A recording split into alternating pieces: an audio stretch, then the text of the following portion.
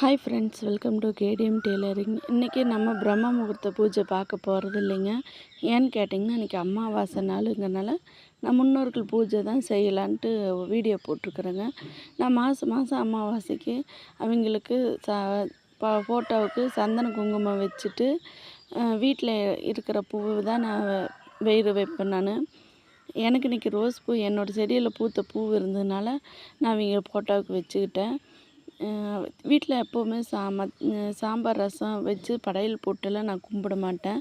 அந்த வருஷத்துக்கு ஒரு தடவை தான் நாங்கள் அந்த மாதிரி பண்ணுவோம்.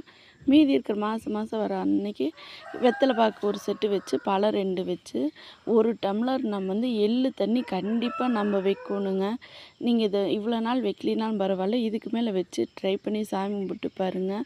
அவ்வளோ நல்லது. அந்த தண்ணி மறுநாள் காலையில் நீங்கள் எடுத்து பார்க்கையில் தண்ணி குறைஞ்சிருக்கணும். இதை நீங்கள் வச்சு ட்ரை